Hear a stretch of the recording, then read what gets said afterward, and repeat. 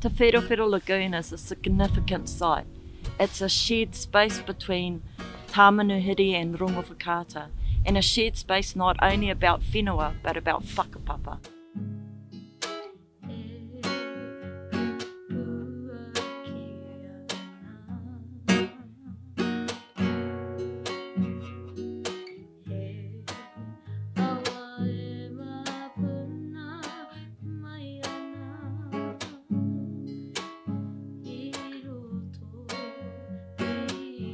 Back in the day, this would have had a lot of vegetation on it. If Cook, when he came in, saw yellow, that tells me that the kōwhai was in flower. The whole canopy of trees.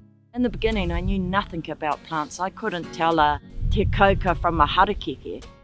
But the first time that my hand went into the ground and planted that first harakeke, I then realised there was a connection for the rest of my life to the whenua.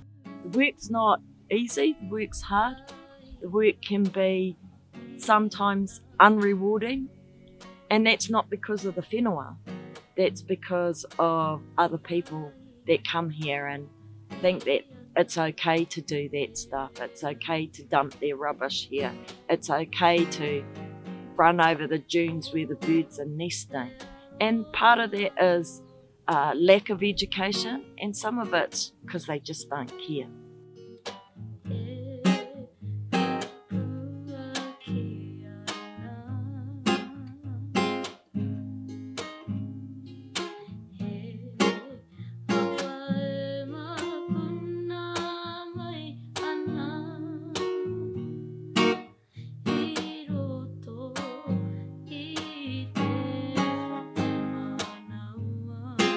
We have climate change at our front door and we're losing our whenua.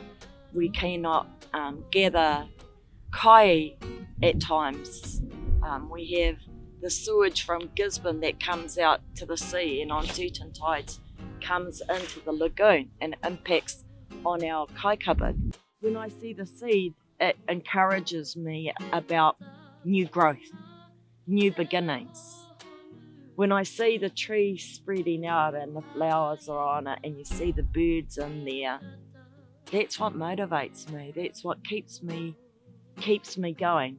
Coming down here, and sometimes you can be on a scrub bow or on a chainsaw and you can be here by yourself doing that mahi and you think, I'm never going to get through this stuff. But then you'll see something that just keeps you going. It's those little tuhus that keeps the motivation going, that reminds us to keep on going because we are doing the right thing.